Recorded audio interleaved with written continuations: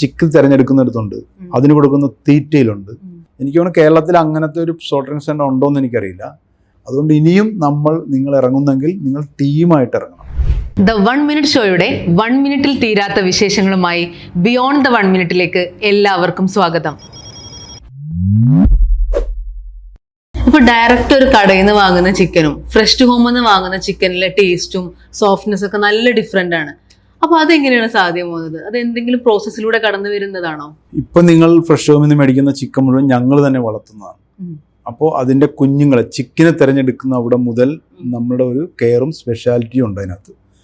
Chicken തിരഞ്ഞെടുക്കുന്നിടത്തുണ്ട്, അതിന് കൊടുക്കുന്ന തീറ്റയിലുണ്ട്, പിന്നെ അതിനെ വളർത്തുന്ന രീതിയിലുണ്ട്.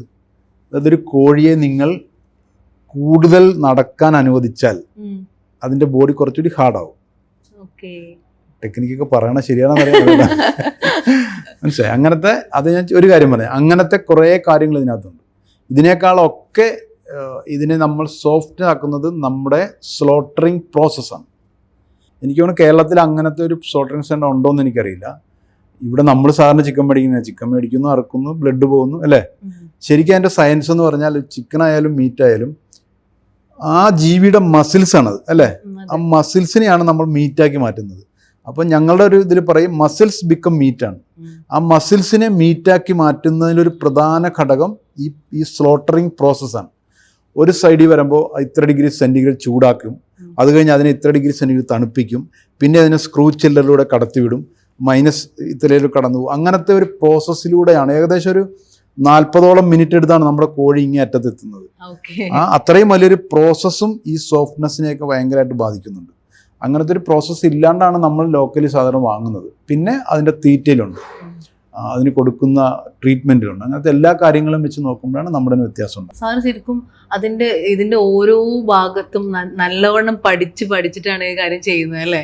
പഠിക്കുക എന്ന് പറയുന്ന സാധനം നല്ലതാണെന്ന് എൻ്റെ വിശ്വാസം. പക്ഷെ കൂടുതൽ പഠിക്കുന്നത് കുഴപ്പമുണ്ടാക്കുമെന്നും എനിക്ക് ഞാൻ പഠിച്ചിട്ട് വേണ്ട എന്ന് വെച്ച ചില മേഖലകൾ വളരെ നല്ലോണം തിളങ്ങി നിൽപ്പുണ്ട് ഇപ്പോൾ, മനസ്സിലായി? അത് നമ്മൾ പഠിക്കുമ്പോൾ ഞാൻ എപ്പോഴും പഠിക്കുന്ന അതിൻ്റെ നെഗറ്റീവ് വശമായിരിക്കും കൂടുതൽ പഠിക്കുന്നത്.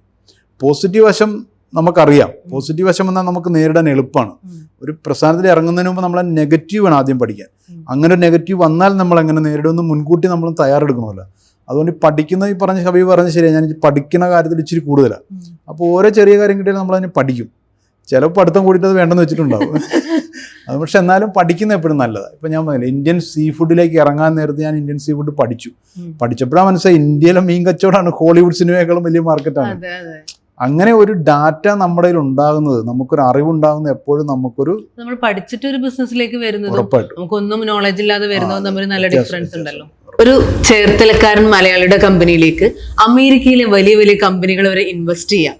സർ, അതിനെ കുറിച്ചൊന്ന് പറയുകയാണെങ്കിൽ നമ്മുടെ യുവതലമുറക്ക് അതൊരു എനർജി ആയിരിക്കും. ചോദ്യത്തിൽ തന്നെ ഒരു തിരുത്തുണ്ട്, അതും ബിസിനസ് പഠിക്കേണ്ടതാണ്. ഫ്രഷ് ടു ഹോമിന്റെ വളർച്ച എന്ന് പറയുന്നത് എൻ്റെ മാത്രം വളർച്ചയല്ല. എൻ്റെ കൂടെ ഒരു കോഫൗണ്ടിങ് ടീമുണ്ട്.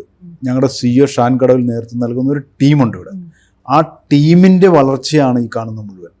അതായത് നിങ്ങളൊരു ബിസിനസ് ചെയ്യാൻ തുടങ്ങുവാണെങ്കിൽ ഇപ്പോഴത്തെ തലമുറ ഇവിടെ നമുക്ക് വളരെ വലിയ സാധ്യതകളുണ്ട്. പക്ഷെ അത് ഒരാൾ ഒറ്റയ്ക്ക് ഒരു ബിസിനസ്സിന് പോകരുതെന്നാണ് എനിക്ക് പറയാനുള്ളത്. സീറ്റ് ഹോം ഒറ്റയ്ക്ക് നടന്നപ്പോൾ ഞാൻ ഒറ്റയ്ക്കായിരുന്നു, ഏകാംഗ കമ്മീഷനായിരുന്നു. അതിൽ നിന്ന് എത്രത്തോളം വ്യത്യാസമുണ്ട് ഒരു ടീം വരുമ്പോഴെന്നുള്ള ഏറ്റവും വലിയ തെളിവാണ് സീറ്റ് ഹോം ഫ്രഷ് ഹോം തമ്മിലുള്ള വ്യത്യാസം. അതുകൊണ്ട് ഇനിയും നിങ്ങൾ ഇറങ്ങുന്നെങ്കിൽ നിങ്ങൾ ടീമായിട്ട് ഇറങ്ങണം. അതാണ് ആദ്യത്തെ കാര്യം.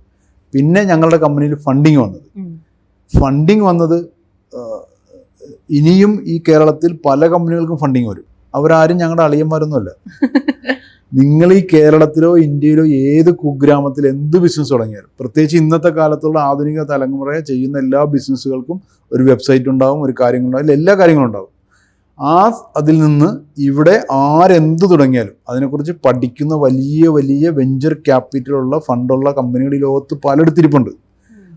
എൻ്റെ നിങ്ങളെയും പോലെ വീട്ടിലെ ആധാരം കൊണ്ട് ബാങ്കിൽ പണയം വെച്ച് 3 ലക്ഷം രൂപ എടുത്തുകൊണ്ട് വന്ന ടീം അല്ല അവർ.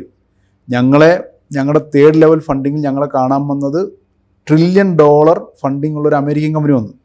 അവരെന്നോട് കമ്പനിയെക്കുറിച്ച്, ഞങ്ങളുടെ കമ്പനിയുടെ എല്ലാം ബോംബെ വെച്ച് കണ്ടെല്ലാം കഴിഞ്ഞിട്ട് അവരെന്നോട് കേരളത്തിലെ 3 സ്റ്റാർട്ടപ്പുകളെ കുറിച്ച് ചോദിക്കുവാണ്. സ്റ്റാർട്ടപ്പ് മിഷനുമായിട്ടും സ്റ്റാർട്ടപ്പുകളായിട്ടും വളരെ അടുത്ത ബന്ധമുള്ള ആളാണ്. എനിക്ക് നാളെ രാവിലെ ഉണ്ട് സ്റ്റാർട്ടപ്പ് മിഷൻ പരിപാടി. അത്രയും അടുത്തൊരു മനുഷ്യനാണ്. എനിക്ക് പോലും അറിയാൻ മേലാത്ത 3 സ്റ്റാർട്ടപ്പുകളെ കുറിച്ച് അമേരിക്കയിൽ നിന്ന് ഒരാൾ ചോദിക്കണമെങ്കിൽ അവർ അത്രയും സെർച്ച് ചെയ്യുന്നുണ്ട്.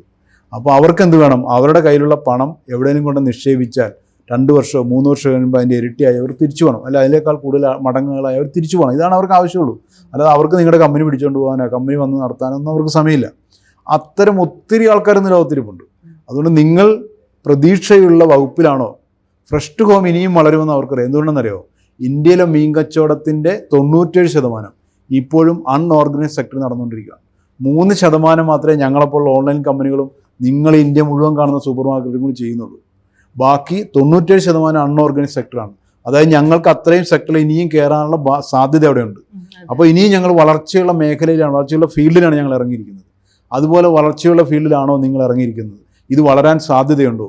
ഇതിന് വളർത്തിക്കൊണ്ടുപോകാൻ പ്രാപ്തിയുള്ള ടീമാണോ ഈ കമ്പനിയുടെ കൂടെ നിൽക്കുന്നത്? അവരുടെ കണക്കുകളും പുസ്തകങ്ങളും എല്ലാം തുറന്ന പുസ്തകങ്ങളാണോ? അവരെല്ലാം ഒരു ലോകം ആവശ്യപ്പെടുന്ന എല്ലാ ക്വാളിറ്റിയും കീപ്പ് ചെയ്യുന്നുണ്ടോ? ഇങ്ങനെയുള്ള കാര്യങ്ങളൊക്കെ പഠിച്ചിട്ട് അവർക്ക് മനസ്സിൽ യെസ് എന്ന് തോന്നിയാൽ അവർ വരും നിങ്ങളെ തേടി പൈസയായിട്ട്. അതുകൊണ്ട് പണം ഇന്ന് ബിസിനസ് ചെയ്യുന്നതിന് വലിയൊരു തടസ്സമാണെന്ന് എനിക്ക് തോന്നുന്നില്ല. പക്ഷേ നമ്മൾ ഇറങ്ങുന്ന ഫീൽഡും നമ്മൾ കാൽ വയ്ക്കുന്നതും നമ്മൾ ചെയ്യുന്ന ഓരോ പ്രവൃത്തിയും നമ്മുടെ അക്കൗണ്ട്സും കണക്കുകളും ഫിനാൻസ് അച്ചടക്കവും എല്ലാവരും നോക്കും. അതെല്ലാം ശരിയാണെങ്കിൽ തീർച്ചയായും പൈസ അയക്കുന്ന ആൾക്കാർ വരും. അത് ഫ്രഷ് ആവണമെന്നില്ല. അവർക്ക് ഫ്രഷ് ഹോമിൽ തന്നെ ഇടുകയെന്ന് അവർക്ക് ഒരു നിർബന്ധമില്ല. ആരൊക്കെ നല്ല സ്റ്റാർട്ടപ്പുകൾ തുടങ്ങിയിട്ടുണ്ട് അവിടെയൊക്കെ പൈസ വന്നു.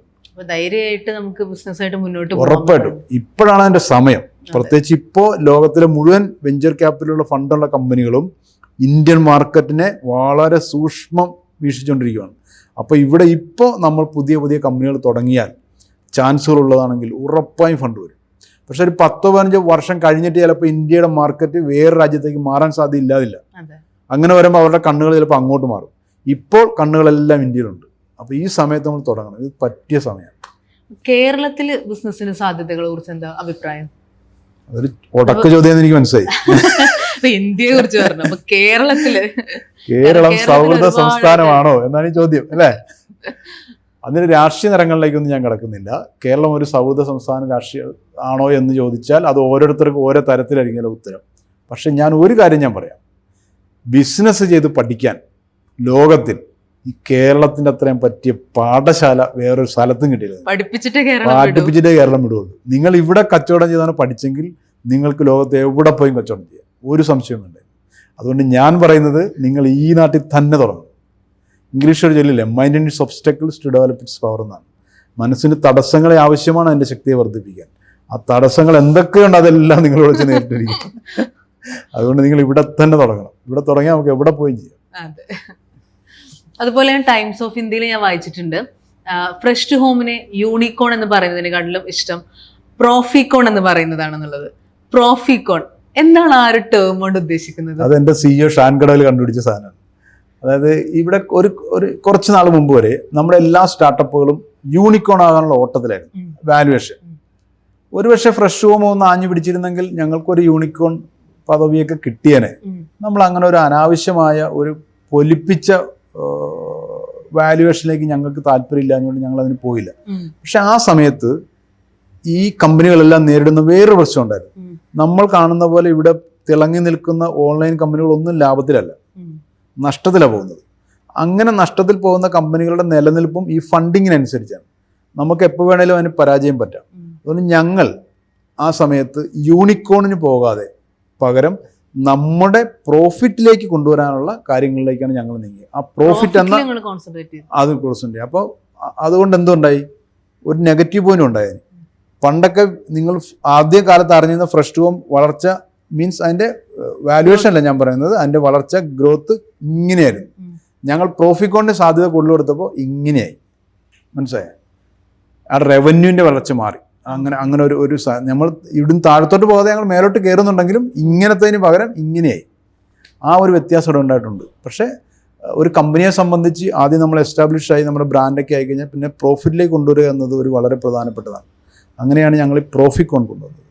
അതുകൊണ്ട് ഞങ്ങളൊരു മറ്റുള്ളവരെ കാണാൻ വേണ്ടിയിട്ട് അല്ലെ കേൾപ്പിക്കാൻ വേണ്ടിയിട്ട് ഒരു ഊതി വീർപ്പിച്ച വാല്യുവേഷന് പകരം ഒരു യാഥാർത്ഥ്യമായ ബിസിനസ് ലോകത്തേക്ക് മാറിയതിന്റെ തെളിവാണ് ഞങ്ങൾ യൂണിക്കോൺ പ്രോഫിക്കോൺ. അപ്പോൾ വൺ മിൻ ഷോയിൽ സർ വന്നതിൽ എനിക്ക് ഒരുപാട് സന്തോഷമുണ്ട്. Thank you so much sir. Thank you. ഇതൊരു നല്ലൊരു മാറ്റം നമ്മുടെ സമൂഹത്തിൽ നടക്കുന്നുണ്ട് അല്ലേ. ഇപ്പം എൻ്റെ കഥയോ അല്ല ഫ്രഷ് ഷോവിൻ്റെ കഥയോ എല്ലാവർക്കും അറിയാമെന്നറിയില്ല, കുറച്ച് പേരെങ്കിലും കേട്ടിട്ടുണ്ടാവും, പ്രത്യേകിച്ച് ബിസിനസ്സിനോട് താല്പര്യമുള്ളവർ. കുറേ നാൾ മുമ്പ് വരെ നമ്മുടെ സമൂഹത്തിൽ ഉണ്ടാകാതിരുന്ന ഒരു അടിയൊഴുക്ക് നമ്മുടെ യുവത്വത്തിൻ്റെ ഉള്ളിൽ നടക്കുന്നുണ്ട്. സ്വന്തമായി എന്തെങ്കിലും ചെയ്യണം, അങ്ങനെ വിജയിച്ചവരുടെ കഥകൾ കേൾക്കാൻ, അവരുടെ അനുഭവങ്ങൾ അറിയാൻ ഉള്ളവരുടെ എണ്ണം ദിനംപ്രതി കൂടുന്നുണ്ട്. അതിന് 1 മിനിറ്റ് ഷോ പോലുള്ള ഒത്തിരി യൂട്യൂബുകളും ഒത്തിരി സോഷ്യൽ മീഡിയയും അതിനെ സഹായിച്ചിട്ടുണ്ടെന്ന കാര്യത്തിൽ ഒരു സംശയമില്ല. അതിൻ്റെ ഒരു ഭാഗമാകാൻ കഴിഞ്ഞതിൽ ഹബീബയ്ക്കും അഭിമാനിക്കാം. കാരണം ഇന്നത്തെ യുവതലമുറയുടെ ഒരു ചിന്താഗതിയിലുണ്ടായ മാറ്റത്തിനൊപ്പം, അല്ലെങ്കിൽ അവരുടെ ചിന്തയെ മാറ്റുന്നതിന് പ്രേരകമാകാൻ ഈ ഒരു ഷോയ്ക്കും സാധിക്കുമെന്ന കാര്യത്തിൽ ഒരു സംശയമില്ല. അത് നമ്മുടെ നാടിൻ്റെ തന്നെ പുരോഗതിക്ക് നല്ലതാവും. ഞാൻ ആദ്യമേ പറഞ്ഞില്ലേ, നിങ്ങൾ ബിസിനസ്സുകാരെ എന്ന് സെലിബ്രിറ്റികളെ ആഘോഷിക്കുന്നു, അന്ന് ഈ നാടിൻ്റെ അവസ്ഥ മാറും, നമ്മുടെ രാജ്യത്തിൻ്റെ പുരോഗതിയുടെ നിറം മാറുമെന്നാണ് എന്നേക്കാൾ വലിയ ബിസിനസ്സുകാർ പറഞ്ഞു വെച്ചിട്ടുള്ളത്. അപ്പോൾ തീർച്ചയായും അതിലേക്ക് നയിക്കാൻ ഇത്തരം ഇൻ്റർവ്യൂകൾ, നിങ്ങളുടെ ഈ സേവനങ്ങൾ വളരെ വിലപ്പെട്ടതാണ് എന്ന് മാത്രം ഞാൻ പറയുകയാണ്. Thank you sir, thank you so much.